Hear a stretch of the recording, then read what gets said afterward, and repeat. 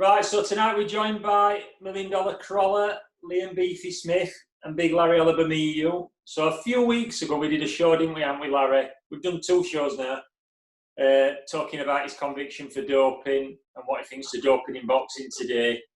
There were a little backwards and forwards between Larry and Liam, because obviously Liam's like a lot of boxers and a lot of sportsmen who don't like people who are cheating in sport and rings. We spoke to Liam last week, and then Larry came up with the idea, why don't we have a chat so Liam can get a better understanding of where Larry's coming from and mindset that led him to doping. Larry, do you want to make a start? Yeah, Liam, mate. I just like what exactly do you not like about well, give me like what is it about doping in particular that you don't particularly like?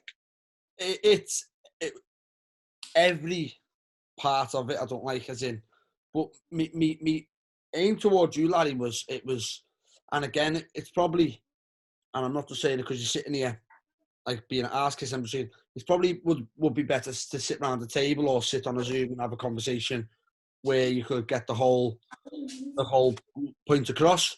But yeah, my whole perception of, you know, the doping is performance enhancing drugs. So if I make an example now, it was just how simple, and it was just like, oh, they never give me the stuff back, and it was like, if I was to say, we fought, Larry, and we all know as boxers what could possibly happen.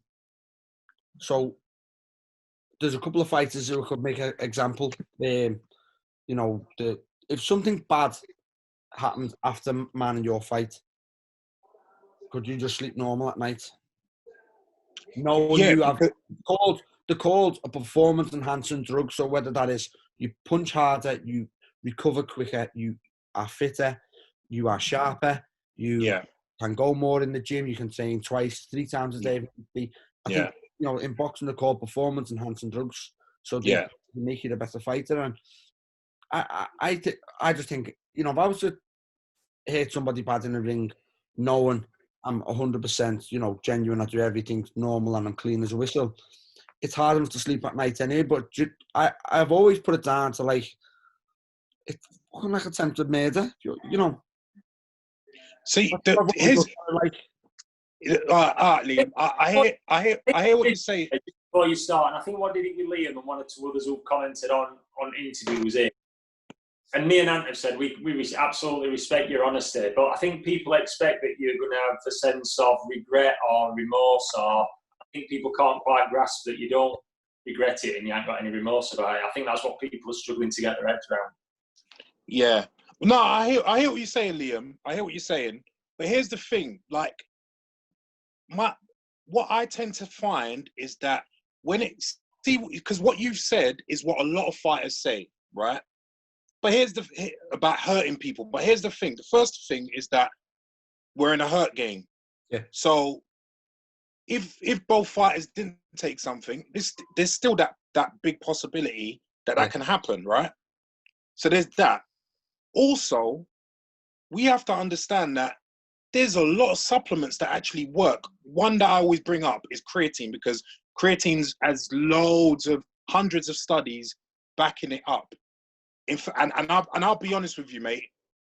I get what I get out of creatine is on a level that I get from certain steroids. I'm a super responder to creatine, and there's a lot of guys out there like that. And we all know creatine is allowed to be taken, right? So if someone uses creatine, for example, increases their strength, which is known to do, and uses that strength to do injury to a fighter, what's the difference there?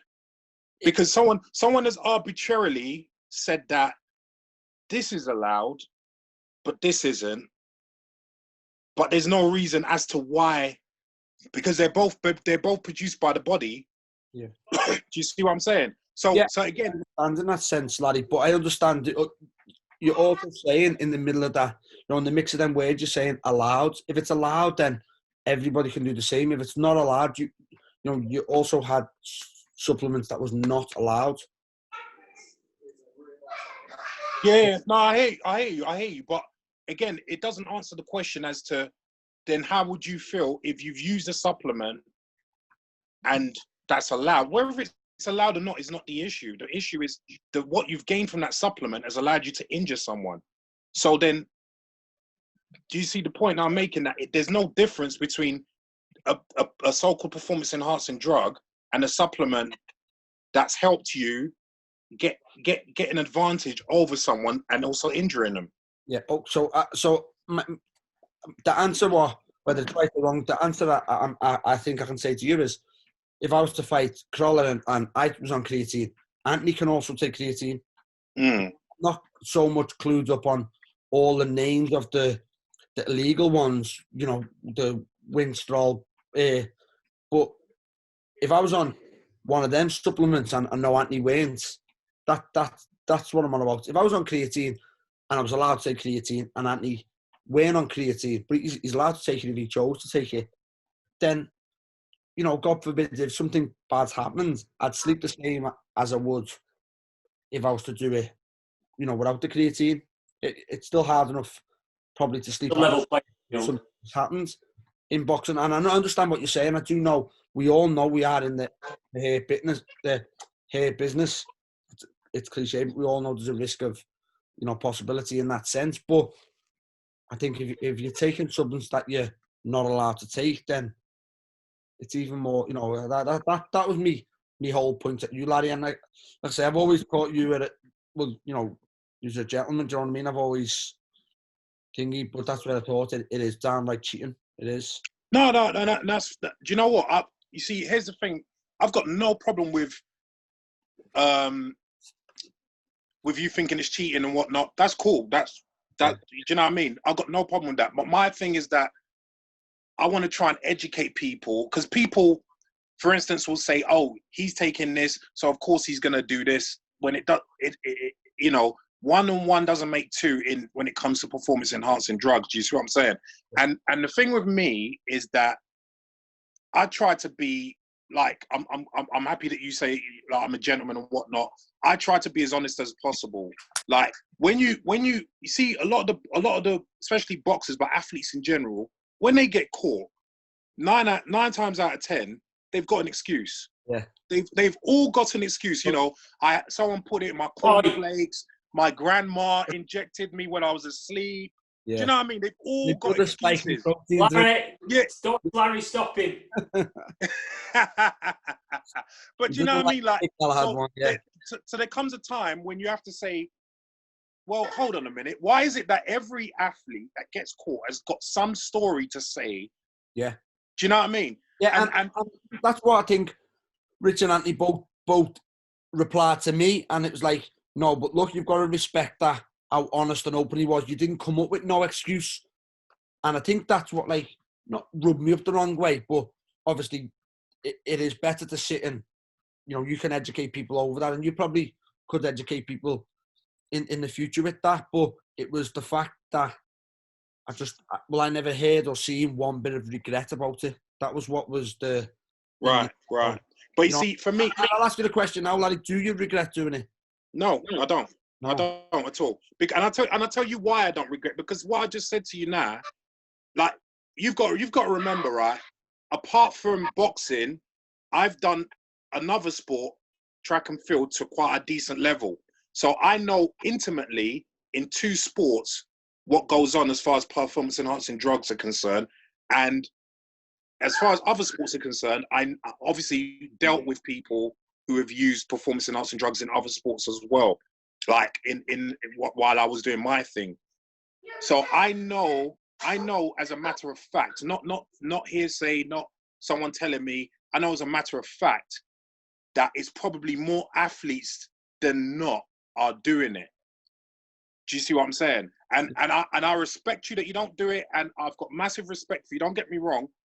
And then also, when you got to remember is that I also come from a science background, which means that I know how these guys are using this stuff to, one, avoid tests, you know, because when people don't test positive, it doesn't mean, oh, I haven't used anything. It means I've just passed the drug test. That's all it means. I understand that, Larry. And I know what you're saying with science and, you know, fighters higher up with money. No, I'm not gullible. I know there's hundreds, thousands of fighters across the world who are not clean, as we say. But I also know that they can take something and mask it and, you know, cover up for them past tests. And it was a little bit along the lines what you said to me. I was okay fighting a drug cheat, but again, he never ever failed a drug test before I fought him.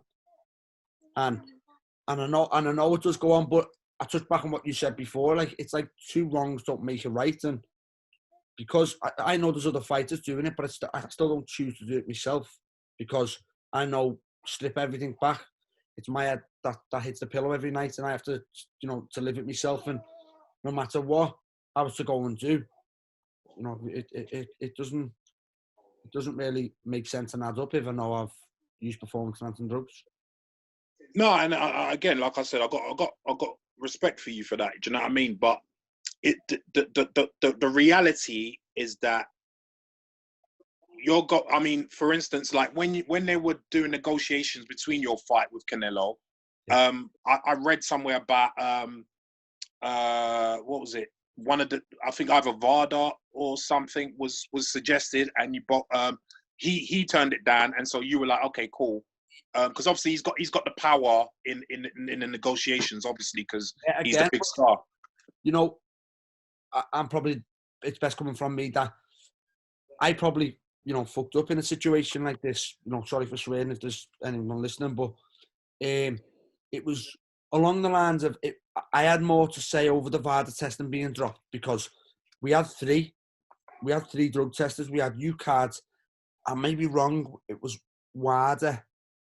Where there's the world, I don't know which yeah. What UCAD are part of WADA, so yeah, they were. And I got two sets of blood taken Sunday and a Thursday, and then these two people came from Denmark on the Saturday, and I was in my girlfriend's house at the time, and my mum and dad phoned me, said, "Liam, the two drug testers here," so they had to come to me girlfriend's house, and they were VADA, and like I phoned Andy and Frank and said, "This is the third lot of blood I've had taken in a week, Sunday, Thursday, and Saturday, and you know we're like 5 weeks out, so obviously I'm going to get more and more 6 weeks out, so I can't really say to him, you were clever, you dropped the VADA, because I had a lot to say in that also, you know. So it was VADA eventually who you know caught him, so it was a little bit of a balls up on my behalf, to be honest with you.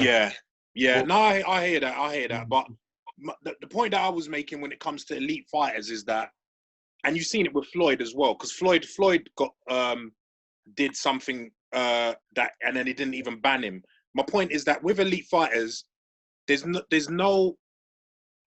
every incentive to use something to get ahead. That's what that, like. There's no, like, for instance, Canelo, I can almost guarantee you he's got a doctor taking care of his protocols. He's got a chemist taking care of his protocols. Yes, of course. I agree with you on that. I've always said that he's that high up in sport. And that's what I said. Like, even touching on the meat situation, you know, he's probably the best chefs. He's got that much money, and he's that bigger athlete and that bigger, you know, star. He's got a chef who probably looks after his meat as if it was meat. And he's also, like you said, the scientist who knows what works, what then covers that, what then, you know. And I agree with you on that sense, definitely.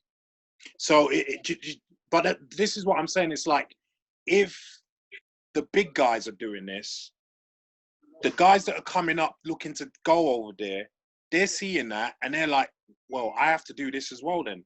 And don't get me wrong, not everyone is saying that, because obviously you didn't do it. But do you see where the dilemma lies? It's like, if they don't start catching the big guys, then it's pointless. And the point with this anti-doping thing is that they're never set up to catch the big guys. They're always set up to catch the little guys. Yeah. And when they do catch the big guys, as you can see, they get a little slap on the wrist because they've got the money to fight it. Yeah, 6 months. Yeah.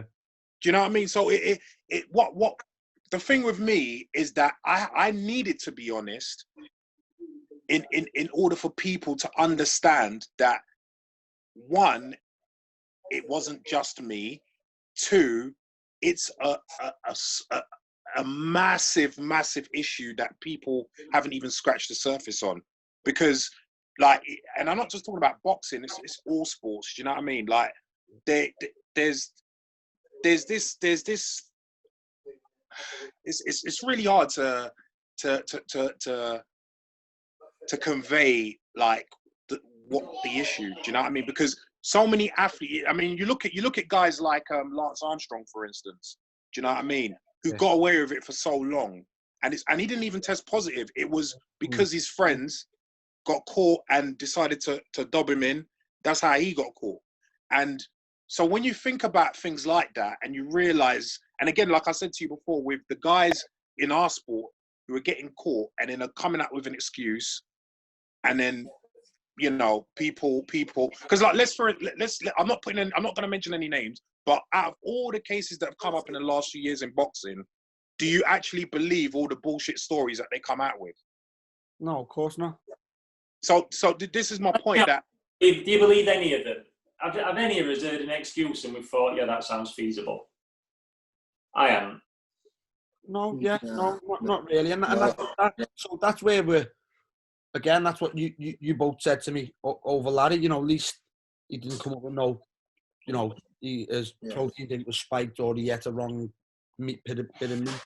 You know, he was honest about it, and, you know, I applaud him for that. But again, it was the no regret side. I mean, even now, I think an issue should be made.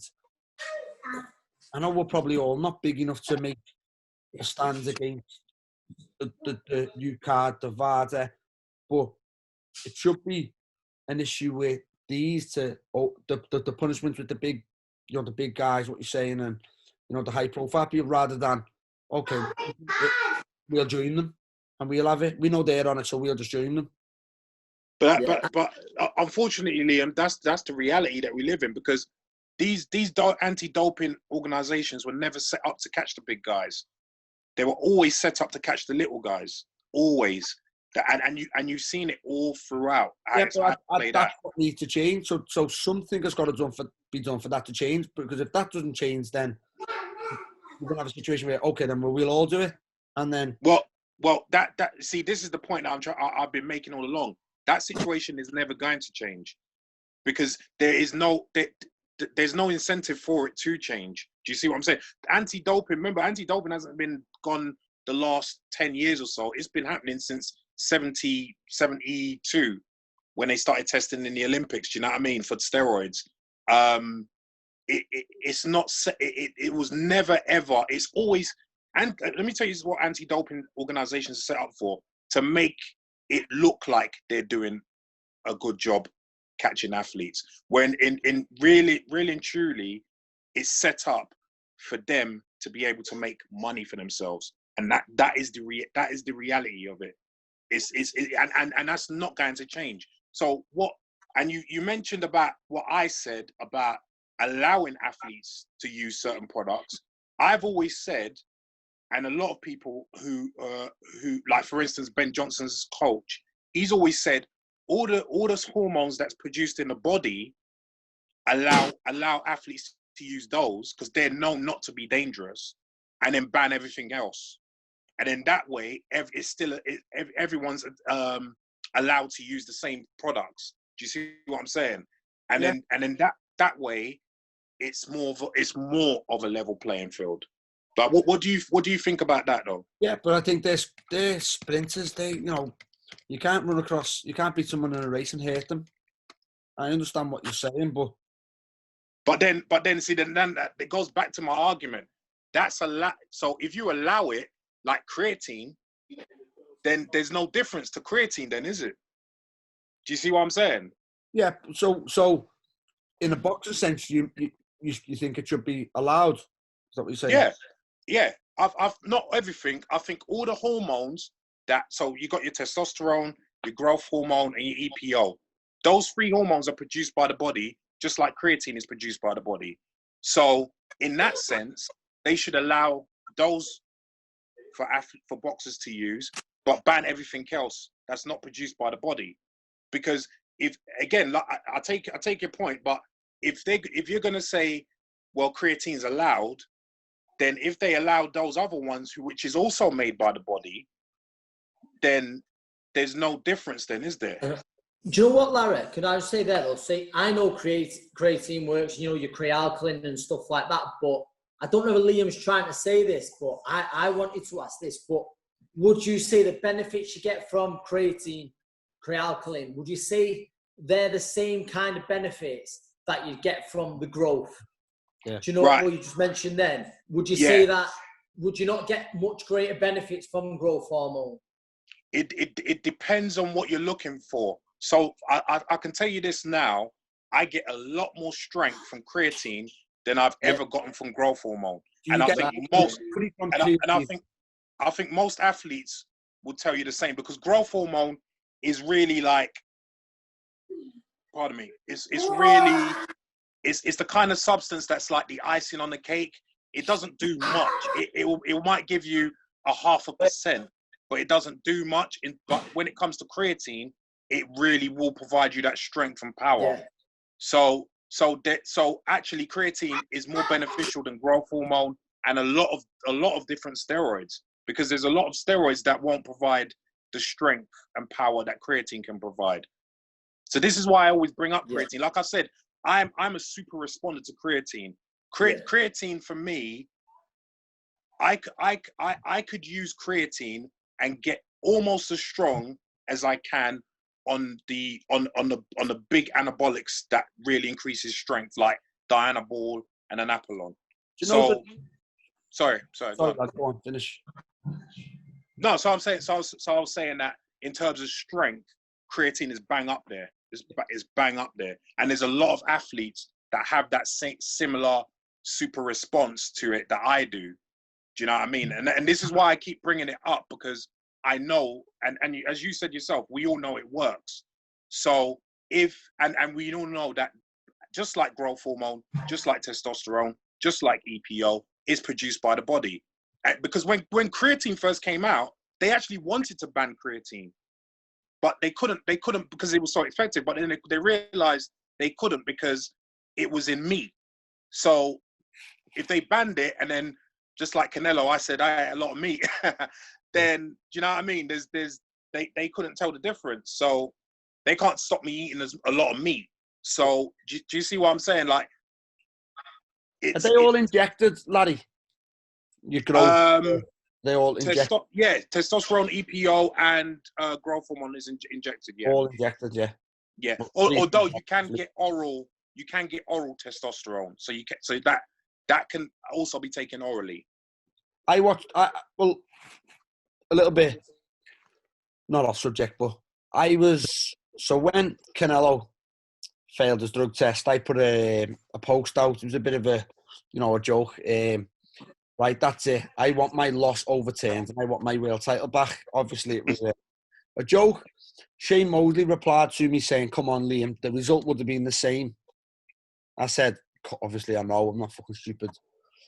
Ishe Smith then replied to the both of us and just said to Mosley, like, "Shut up, Shane, because when you had me in camp, you was injecting Balco, EPO, and he private messaged me then, and I watched a good little YouTube thing of Victor Conti. Now, Victor Conti there's a good thing on YouTube if you just type Victor Conti, Shane Mosley, and he's just talking, and he says, Shane Mosley came to visit me with his strength coach, Darryl Hudson, and we sat down, we sorted out the program, and then he got shown a letter, Victor Conti, and he said, "What's this?" And he looks and says, "That was the calendar we come up with. That was the thing we agreed on." He went, "Look, I don't know whether Shane got told he was getting injected vitamins or, whatever else." He said, "But, I went round the desk," he said, "and, we sat neatly and I showed him how to inject Balco, and we done what you call a double saturation, either side of the belly button." And then he gets asked, obviously, what was the benefits of that? He went, "Well, look, he recovers faster, a lot faster. He never lost many championship rounds. And you know, he said a couple of things. It's a good watch, and you know that's what makes you think. Rich doesn't like when I mention the kid Galahad. Don't.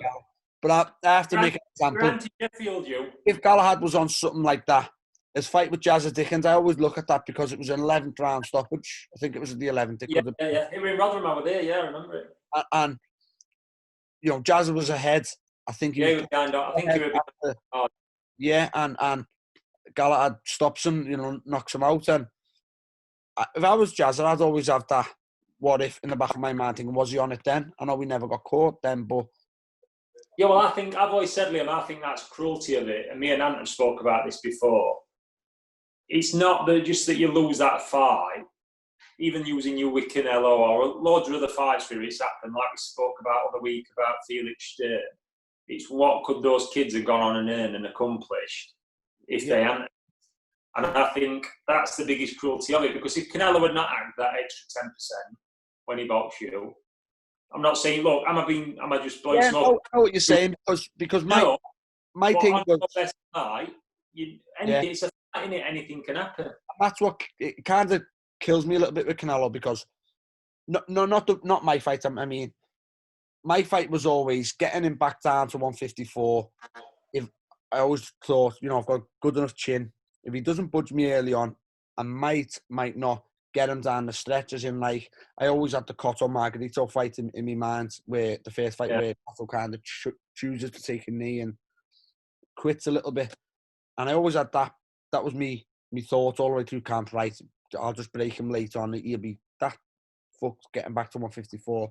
But he weren't. But in the long run, that's what kills me now about him, because there's some people, he's tarnished his name now, and he'll never win people over because of that failed drug test. There'll be people who he won't win back over. They'll always just say, well, he's a cheater. But if I would say to you, Liam, on your fight with him, and I know what you're saying about getting him back down to 154, but if he'd have been 10% under what he was, how much closer could it have been? I think it would have been very close, because it's easy saying it, but I got the fight I wanted. Yeah. I got the fight that I wanted. I had moments, I had them in positions where I wanted them. Obviously, I never capitalised on them positions, but I got the fight I wanted. I was never like, chasing, hitting shadows. He was always kind of in front of me, and everything I threw either hit gloves or he was very cute defensively, but I got the fight I wanted. So, mentally, if he's that 10% less where, you don't move everything in boxing's fractions, if you move, you block, and if he's 10% lighter, then, who'd have known? But what I mean by I don't think he's one who needed to, because natural talent and ability, he's some fighter, and he's tarnished his name a little bit now, I think.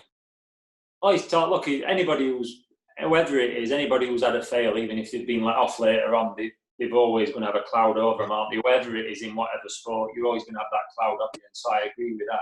But I just think that's the worst bit of it for me. Is probably throw Malignaggi under the bus, but Malignaggi got us. He said beforehand, and after he was like, "Don't dare put your head down in shame." After that, he said he's on everything. He said, and Stephen said, "Like, do you think so?" He said, "Trust me, he's the money man in boxing." He said he's on everything.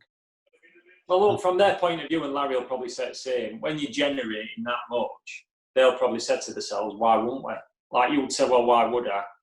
Their argument probably, well, why wouldn't I? Yeah, but mine is just for my own self. Like I say, once boxing's gone, once you've left the gym, I'm at home, me missus, me, your kids, and I just think it's your head that hits the pillow overnight, and you know deep down what you've done, and I just think if you're clean, then you can have no regrets, no questions, and that's always been my philosophy with it. You know what I mean? Yeah. Let's move it on now to how we stop it then, because Larry don't think it can be stopped, and I think it comes down to punishments. Larry, what punishments could have been in place that would have stopped you starting? Honestly, nothing. So if I'd have said to you, hang on then. So if I'd have said to you, right, if you get caught, second offence, or if let's say second offence, if I catch you on second offence, you're banned for the rest of your life, and whatever you've earned in the last 3 years, we take him back off you. Whether they sue you for your house or whatever, there were financial, maybe even criminal charges like these in some of the European countries. But if I said to you, you'll be banned immediately, and whatever you've earned while you've been doing it this last 3-4 years, it'll be taken back off you, would you still have done it? Yeah, because that rule is actually in effect now about taking your earnings. That's actually in effect. Not in Britain, though. They did it to me. So that's nothing You new. only do it for you for the fight you failed on, Larry. Yeah. No, they actually go, because I admitted to it throughout my career. They asked for all my career earnings. So yeah, and in terms of, I mean, it's not criminalized in this country yet, but you're right, Richard. In some European countries, it is criminalized, and it still goes on. It still goes on as rampant as anything, because people are going to take a chance. And I was of that mindset. I would take a chance. Do you know what I mean? Because at the end of the day, I hear what Liam is saying about, he wants his head to but my thinking is, I want to make money for my family. Legacy, all of that, I'll be honest with you, doesn't mean much to me. It's about making money for my family. And you'll find that a lot of boxers who come from underprivileged backgrounds are thinking the same thing. And this is why they will do whatever they have to do to make money, and that's the bottom line. That's the bottom line. And then also, when it comes to the big guys, they not only do they make money for themselves, but they make money for a hell of a lot of people. Like when Floyd fights in Vegas, this is why they never banned him and they never did anything when he got caught with the IV drip, right? Because he generates so much money for Vegas, like everyone's eating off of him. Yeah. So and this is why I said it's system set up so that big fighters never get the worst of it or never even get caught, because they generate too much money. And at the end of the day, money talks. So you don't think there's any punishment that could be implemented that would stop somebody? Nah. If they want to do it, and I'm not just talking about myself. I'm talking about other athletes that I know, personally that have done it. If you're going to do it, then you're just going to do it. There's nothing that's going to stop you. If you've made your mind up that is the route that you're going to take, then you're going to do it. So I think, but if you brought that rule in now, what's already done is done. But the next generation, all the next fighters coming through, if they've got that rule set ahead and they haven't got money yet, you know what I mean? Now the big fighters are there, so they've got money. They've already got that. That's what it's gone now. We're too late for that.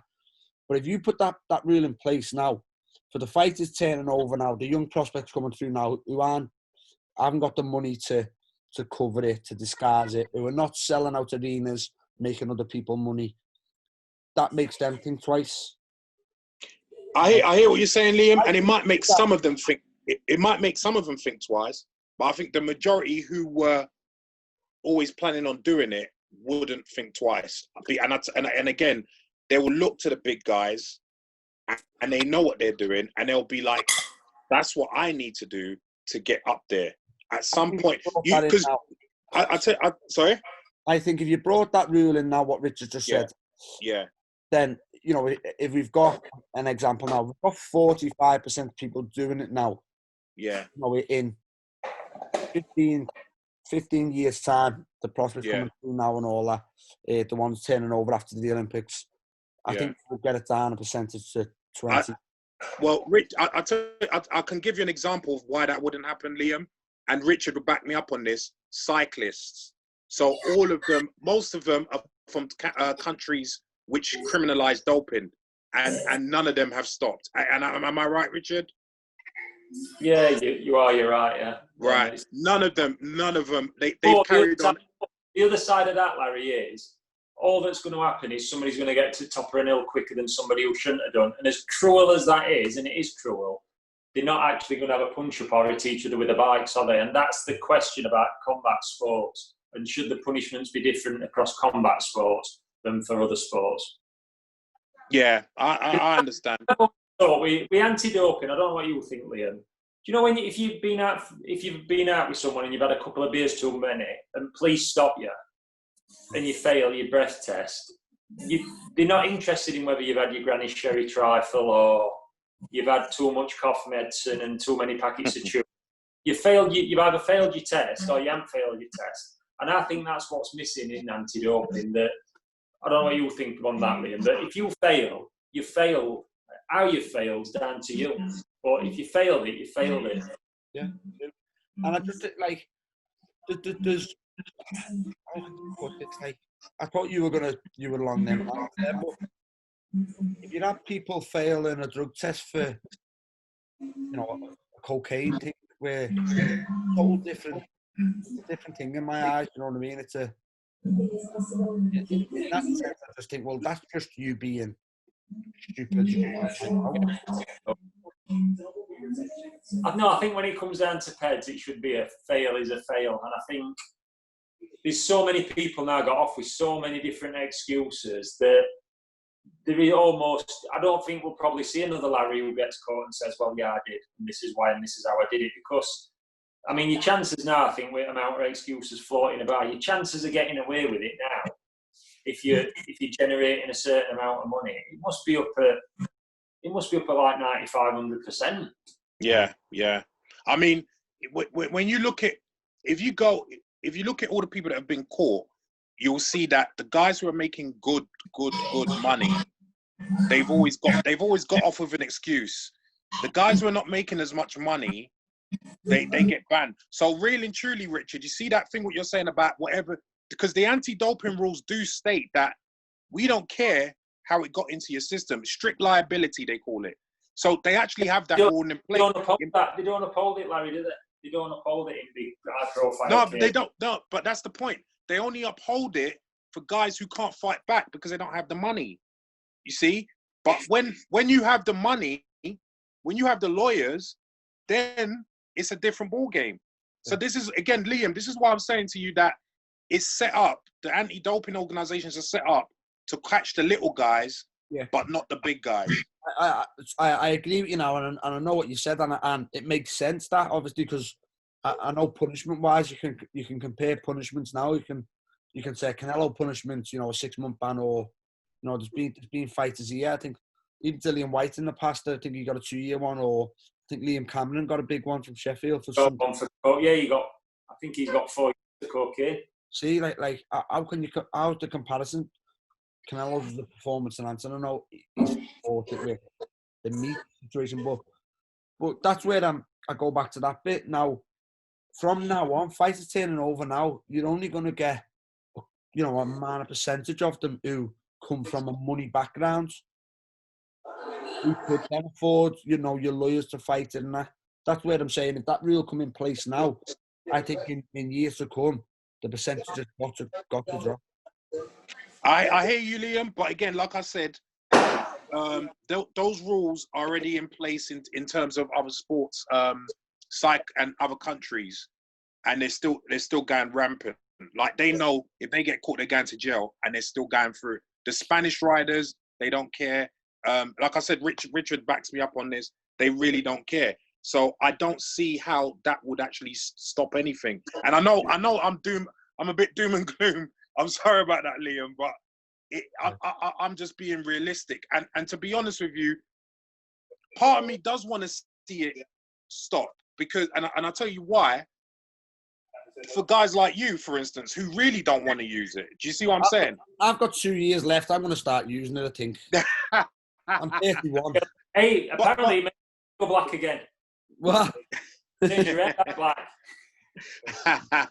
But this is why I think that a good middle ground is what I suggested earlier, that allow the stuff that the body produces and then ban everything else.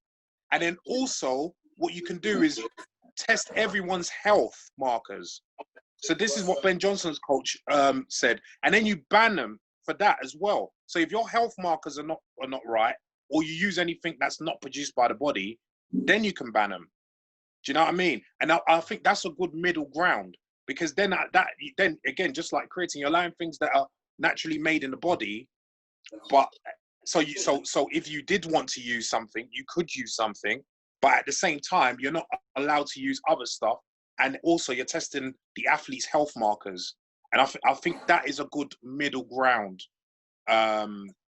which I think if anyone wants to do anything decent in terms of anti-doping in the future, I think that's something that they might have to consider, because the status quo that we have now nothing's gonna happen. It's just gonna continue unabated. You know, people are gonna lie their heads off, and people are not gonna know the true story about what's going on. You know. Yeah. So I understand that. So but don't you think? So if you add the extra ones that should be allowed, which the body produces, then the people who still take the other stuff, don't you think they'll just chance that anyway, like the chance in it now? Some might, but I think that will be the uninitiated, because most people are most people are on the stuff that the body makes, because those usually are the most effective substances anyway. Yeah. Do you see what I'm saying? So yeah. I doubt that most people, because a lot of people are chancing other substances because they know that they're less likely to get caught with it. So for instance, you made the Balco Labs example with Victor Conti. So they were using a steroid called THG. THG is not really that effective a steroid when you compare it to all the other steroids that's available. But the fact of the matter was that it was undetectable. So they knew, right, whether it's not as good as the others, as long as it's giving us some benefit, we don't mind, because we know that they can't test for this. Do you know what I mean? So this is the thing that if they allow people to use whatever's in the body, most people will flock towards that. I hope they don't allow it, because if that's the case, I've had a 10-year career and I could have. If they come to you, Liam, and said, "What should punishments be in boxing?"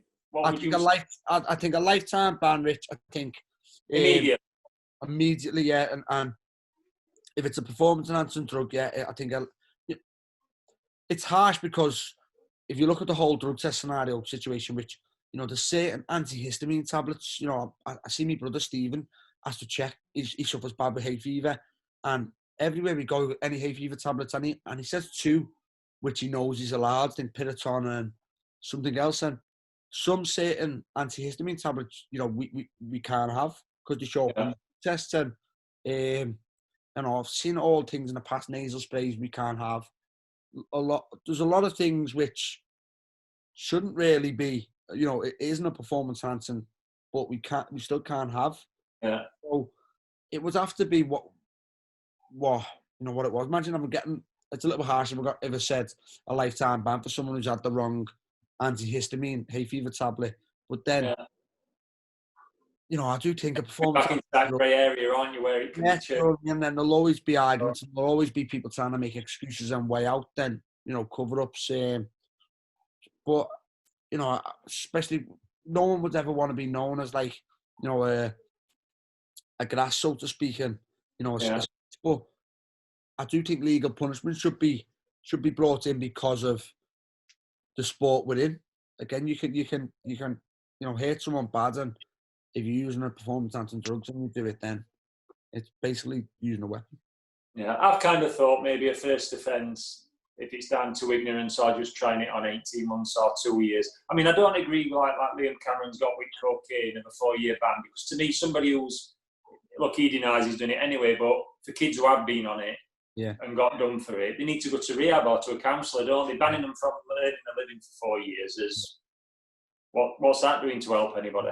That's part of this, yeah.